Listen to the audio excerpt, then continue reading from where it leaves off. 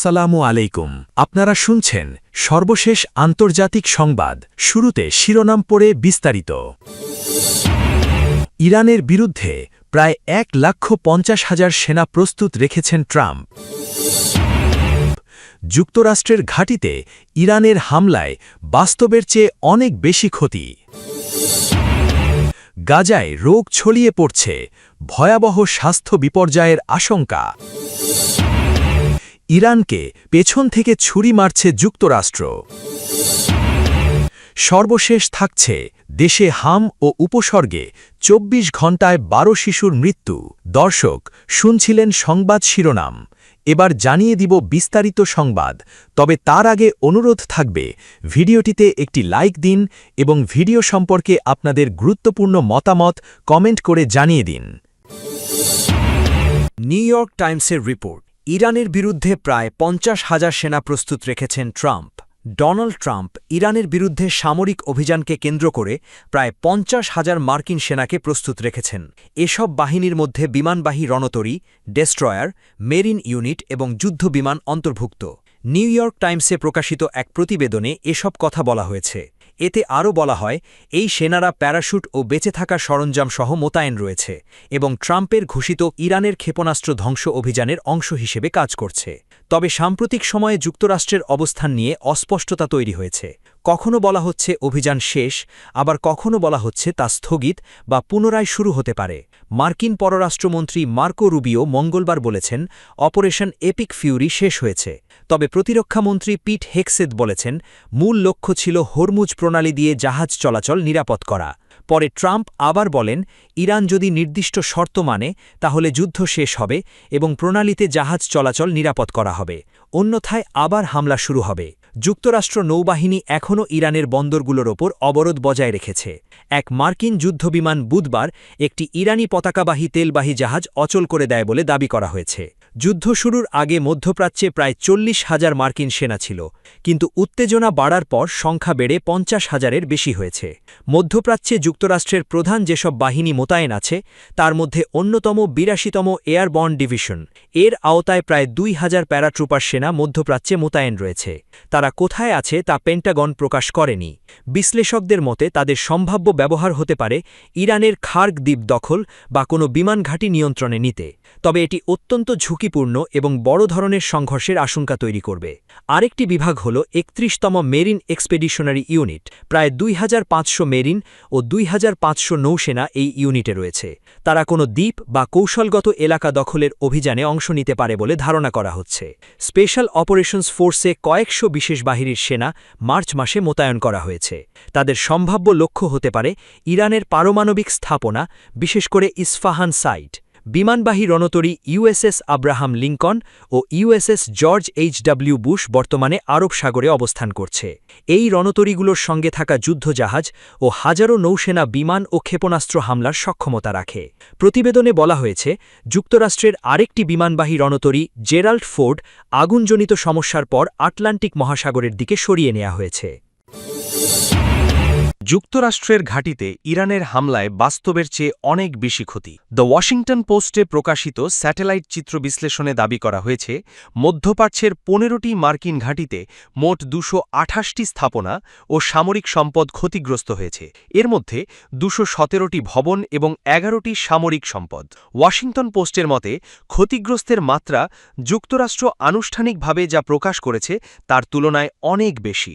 তবে এই প্রতিবেদনের বিষয়ে হোয়াইট হাউস তাৎক্ষণিক কোনো প্রতিক্রিয়া জানায়নি। ক্ষতিগ্রস্তের অর্ধেকেরও বেশি হয়েছে বাহরাইনে অবস্থিত মার্কিন ৫ম নৌবহরের সদর দপ্তর এবং কুয়েতের 3টি ঘাঁটিতে।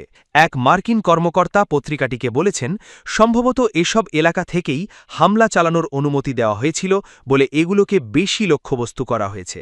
হামলায় বাহরাইনের নেভাল সাপোর্ট অ্যাক্টিভিটিতে একটি স্যাটেলাইট ডিশ এবং জর্ডান এবং সংযুক্ত আরব আমিরাতে থাকা থার্ড রাডার সিস্টেম ক্ষতিগ্রস্ত হয়েছে। প্রতিবেদনে আরও বলা হয়েছে, সৌদি আরব আরবের প্রিন্স সুলতান বিমান ঘাঁটিতে থাকা একটি E-3 সেন্ট্রি কমান্ডো নিয়ন্ত্রণ বিমান ধ্বংস হয়ে গেছে। বিমানটি দীর্ঘ সময় অরক্ষিত ট্যাক্সিওয়েতে রাখা ছিল।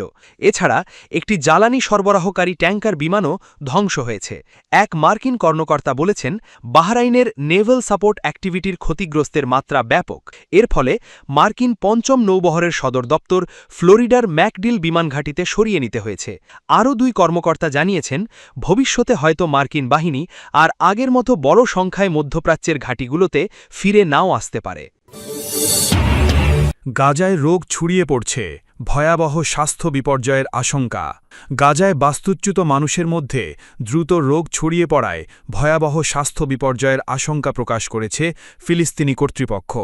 মঙ্গলবার দেওয়া এক বিবৃতিতে তারা জানায়, ইসরায়েলি হামলায় সৃষ্ট মানবিক সংকটের কারণে আশ্রয়কেন্দ্রগুলোতে পরিবেশ পরিস্থিতি মারাত্মকভাবে অবনতি হয়েছে।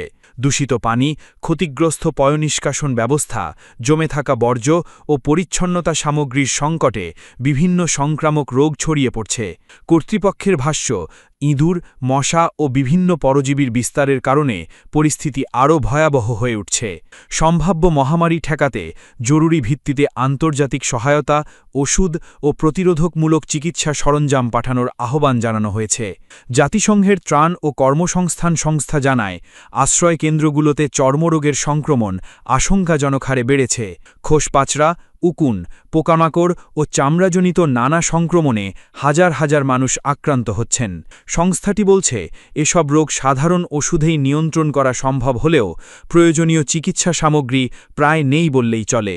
বিশ্ব স্বাস্থ্য সংস্থার তথ্য মতে, চলতি বছরের শুরু থেকে গাজায় বাস্তুচ্যুত ফিলিস্তিনিদের মধ্যে ইঁদুর ও পরজীবীজনিত সংক্রমণের 17,000-এর বেশি ঘটনা শনাক্ত হয়েছে। সংস্থাটি পরিস্থিতিকে নৈরাশ্যজনক ও অত্যন্ত বিপজ্জনক বলে বর্ণনা করেছে। এছাড়া স্বাস্থ্য খাতে প্রায় $140 কোটি ক্ষতি হয়েছে বলে জানানো হয়। বড় হাসপাতালসহ 1,800-র বেশি স্বাস্থ্যসেবা স্থাপনা আংশিক বা পুরোপুরি ধ্বংস হয়ে গেছে। যুদ্ধবিরতি কার্যকর থাকলেও গাজার প্রায় 24 লাখ মানুষের মানবিক পরিস্থিতির উন্নতি হয়নি। খাদ্য, চিকিৎসা সহায়তা, ত্রাণ ও আশ্রয় উপকরণ প্রবেশে চলমান বিধিনিষেধের কারণে সংকট আরও তীব্র হচ্ছে বলে জানিয়েছে আন্তর্জাতিক সংস্থাগুলো। সূত্র, শাফাক নিউজ। ইরানকে পেছন থেকে ছুরি মারছে যুক্তরাষ্ট্র। যুক্তরাষ্ট্রের বিরুদ্ধে পেছন থেকে ছুরি মারার অভিযোগ তুলেছেন ইরানের প্রেসিডেন্ট মাসুদ পেজেশকিয়ান। তার দাবি, কূটনৈতিক আলোচনা চলাকালীন ইরানের ওপর হামলা চালিয়েছে ওয়াশিংটন। ফরাসি প্রেসিডেন্ট ইমানুয়েল মাক্রোঁর সঙ্গে ফোনালাপে পেজেশকিয়ান বলেন, দ্বিপাক্ষিক সংলাপ চলাকালীন যুক্তরাষ্ট্র 2 বার ইরানকে লক্ষ্য করে হামলা চালিয়েছে। এ ঘটনাকে তিনি পেছন থেকে ছুরি মারার সঙ্গে তুলনা করেন। ইরানের প্রেসিডেন্টের কার্যালয় জানায়, তেহরান এখনও কূটনৈতিক সমাধানের পথ খোলা রাখতে চায়, তবে দেশের জনগণের অধিকার ও জাতীয় স্বার্থের প্রশ্নে কোনো আপোষ করা হবে না বলেও সতর্ক করেন পেজেশকিয়ান। তিনি আরও বলেন, আলোচনার নামে চাপ প্রয়োগ বা সামরিক হামলা কখনোই গ্রহণযোগ্য নয়। এমন পরিস্থিতি পারস্পরিক আস্থা আরও দুর্বল করে দেয়। এদিকে আন্তর্জাতিক সংবাদমাধ্যমগুলোর খবরে বলা হয়েছে, চলমান উত্তেজনা ও সংঘাত বন্ধ করতে যুক্তরাষ্ট্র ও ইরান একটি সম্ভাব্য সমঝোতার কাছাকাছি পৌঁছেছে। আলোচনায় ইরানের ইউরেনিয়াম সমৃদ্ধিকরণ কর্মসূচি, নিষেধাজ্ঞা প্রত্যাহার এবং হরমুজ প্রণালীতে জাহাজ চলাচল স্বাভাবিক করার বিষয়গুলো গুরুত্ব পাচ্ছে। সূত্র, গালফ নিউজ। দেশে হাম ও উপসর্গে 24 ঘণ্টায় আরও 12 শিশুর মৃত্যু। দেশে গত 24 ঘণ্টায় হাম ও এর উপসর্গে নিয়ে আরও 12 শিশুর মৃত্যু হয়েছে। এ সময়ে সারা দেশে আরও 1238 শিশুর শরীরে হামের উপসর্গ দেখা দেওয়ার তথ্য দিয়েছে স্বাস্থ্য অধিদপ্তর।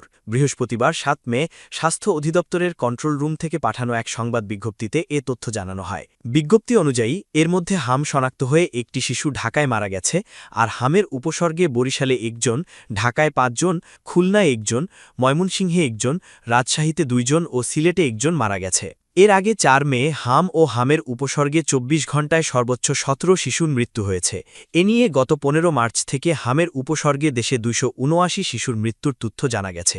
এ সময় হাম শনাক্তের পর মারা গেছে 57 শিশু। স্বাস্থ্য অধিদপ্তরের তথ্যমতে চলতি বছরের ১৫ মার্চ থেকে হামের উপসর্গ দেখা দিয়েছে ৪৫,৫৫৮ শিশুর।